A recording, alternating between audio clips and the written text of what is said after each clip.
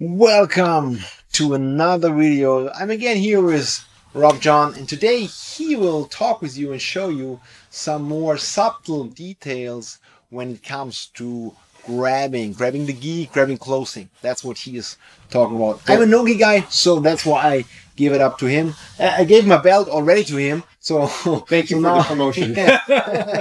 So he can do the video. So let's start. All right. So there's a really interesting guy called Okamoto Makoto where he kind of discusses the grips in judo and how that relates to the sword and all this kind of funky stuff. But let's start simple.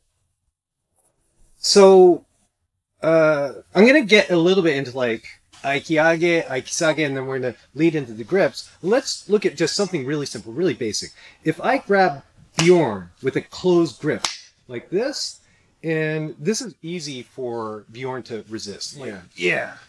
Right? But in grappling, everybody knows a monkey fist, right? And the monkey fist, you don't use your thumb. So why is it if I grab Björn here with this monkey grip, I don't have the same strength? Yeah. Here? And I can, of course, don't get us wrong. We know that you can remove it. It's just explaining a principle. So here, but it's really easy for me to move Björn like this. If I do this, I trigger your brain. More easy for me to see the direction of the force, and it feels easier for me to resist. Much easier. So this I can move Björn more. So why is that? And what I discovered was in all these Aiki principles, we basically have like a core principle, which is, it's a principle, so we accomplish this in many different ways. But for now, we're going to kind of look at the grip. If I give Björn one direction of force, he can resist this, right? But if I add the second vector here, like what happens? Right now, nothing, but I know that. So you don't feel any change, but then if I move this forwards, it's hard. The brain cannot, I mean, I know what's coming, but can't resist anyway.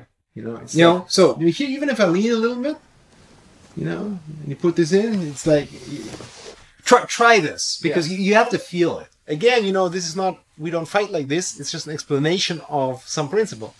So we can look at a similar one. It's like, if Björn pushes into my chest, and I push in, like this... Push and pull, It's just this. But if he's pushing, and I add a pull. I actually add a pull like this here.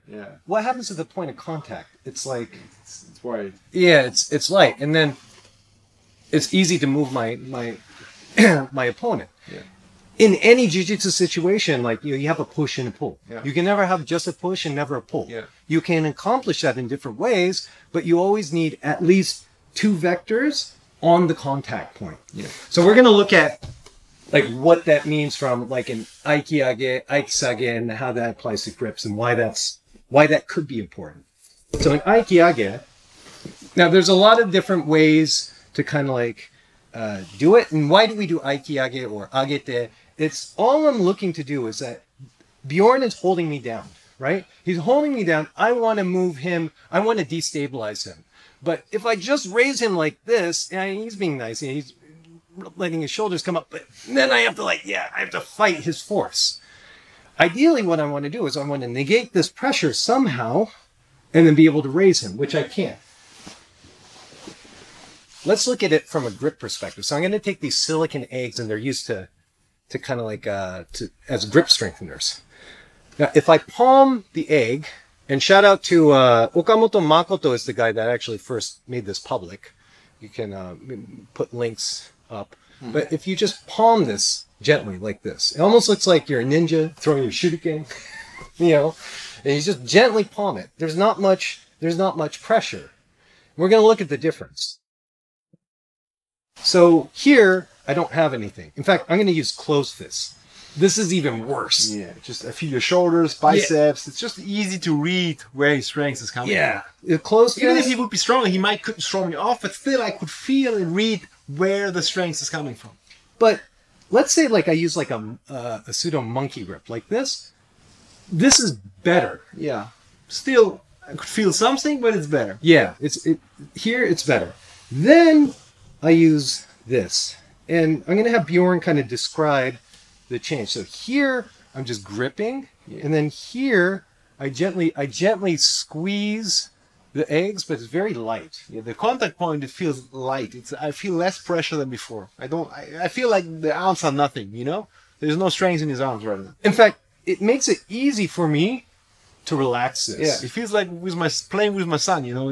I could not hold his arms. You know, it's like I couldn't, really. So now, squeezing the eggs and keeping that connection, it's really easy for me to do this here. Yeah. To affect Bjorn, and then once I have this linkage, then you can off balance, etc., etc. I mean, I still, I feel the force, but I can't detect where it's coming from, so it's harder for me to stop it. It's not linear anymore, from my perspective. And let's look at it from Aiki perspective. So if Bjorn grabs me here, and I just press down like shoulders and triceps, I could feel it. It's one direction, one force. But then take my magic Aiki balls, and I gently squeeze. And you might even notice, like, when I squeeze, my posture changes. Just gently. The contact point is less, I feel less resistance. And now even less, like this. Now from here... Arms are hollow and Yeah. For me, I feel like I have more mobility to move here.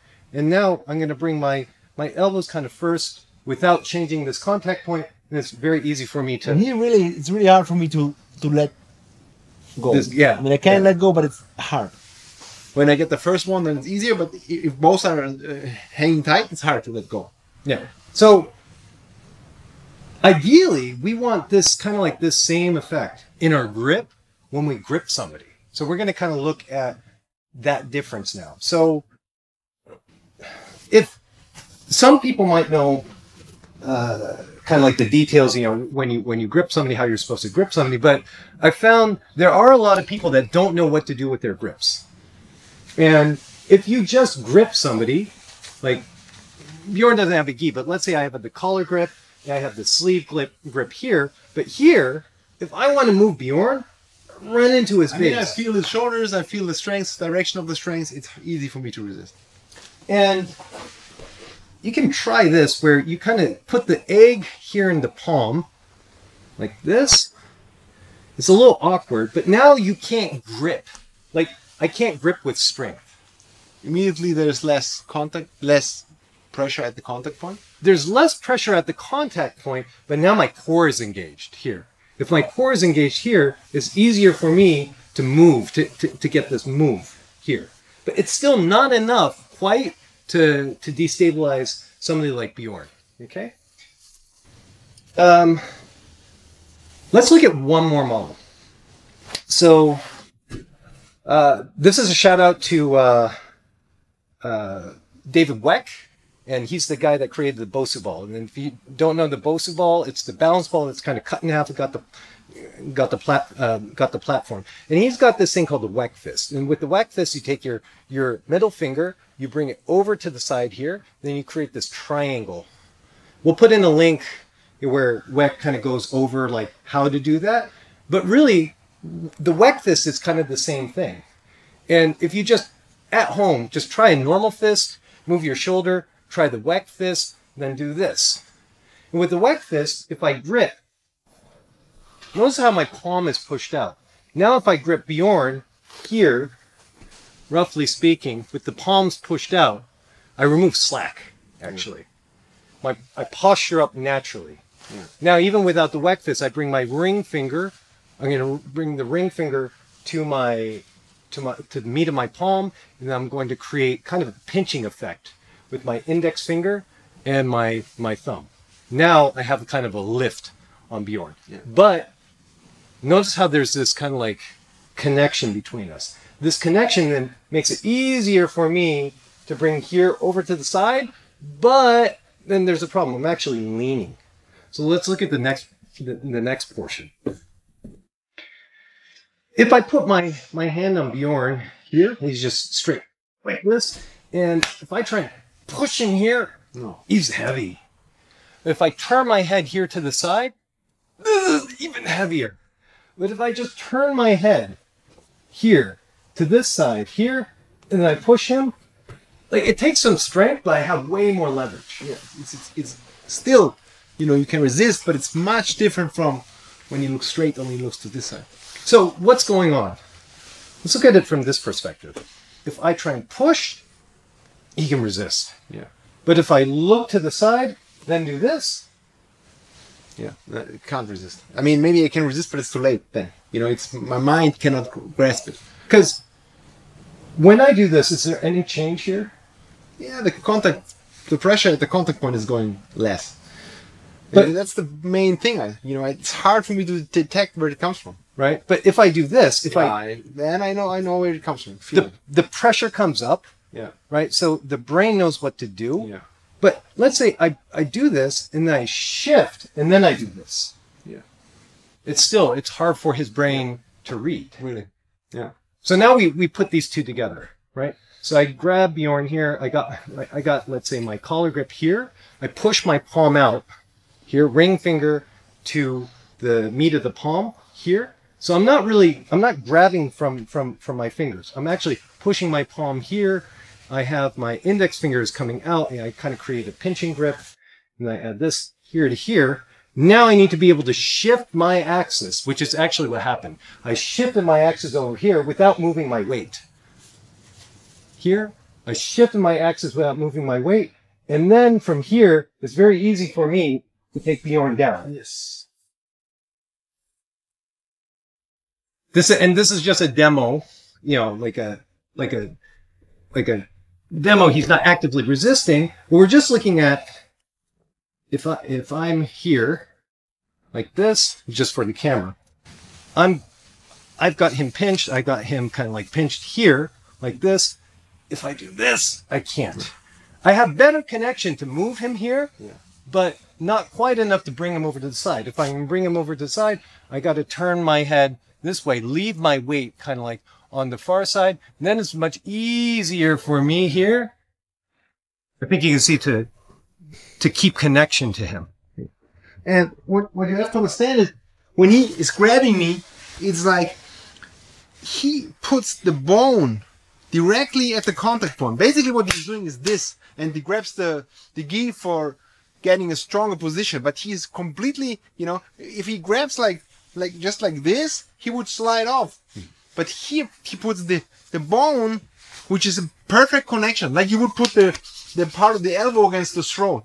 You know, you cannot slide away, and that's what makes the grip. He's putting the bone structure right into in my body or in my arm. And from my perspective, so one of the things that we showed in a previous video was like this chin articulation. And what happens is when I push this forwards here, I actually get a stretch down my front. So now, even if I push forward like this, do you feel any like push per se? Like some shoulder? Yeah. But like it's not this. No. Right? As soon as I push this palm out and I kind of like my ring finger does this, then it kind of like sucks the other person. You get this kind of like sticky effect. It makes me rest on your arm. Yeah. And then from here, I don't want to push. I'm just using my front here to kind of get a latch on Bjorn. And so when I go for the person, it's like when I push this out, it's like I bring my body to them. I don't bring my arms. If I do this, this is my back. This is nothing here. I feel detached from Bjorn. But if I reach for him from my palm, it's like I want to bring my body. I want to bring my body to Bjorn here. So those are just some, I guess, food for thought. And you can use this in any position. Doesn't matter if you're in the guard, you know, you're playing stand-up. And originally this was all from stand-up, actually. If you look at the early judo guys, they move side to side. You know, we looked at this, right? And if you don't use the proper grip, if you don't have this upwards vector, then you can move any direction you want. But if both guys actually have this kind of grip, you cancel each other out and you feel like you can't move forwards or backwards. What's left? To only go side to side. We'll link some videos, I think, to Mifune, where you see the old school guys, they only go side to side. So, like, it always got to me, like, why is that? And I think I'm not saying it's everything, but I think this is a big part of the puzzle about how those old guys were able to do, you know, what they were able to do. You see, you need jiu-jitsu. You need the grappling stuff. You cannot, it's not a shortcut. But this stuff can help you to make the things you already know more efficient, more effortless, more in the way that they are meant to be done. Because I believe that they should be done in the most effortless and most perfect technical way. And these little things which are not easy to grasp, and I admit it took me a long time to understand this stuff, and still I'm trying with fighting with some stuff. So, but take your time, and yeah, if you have any questions, put them in the comment box. If you want to like our video, please like our video. Check out the links in the description box. Subscribe to the channel. Check out my instructionals, whatever. There's a lot of stuff going on. So stay with us and hopefully see you next time. See you guys again.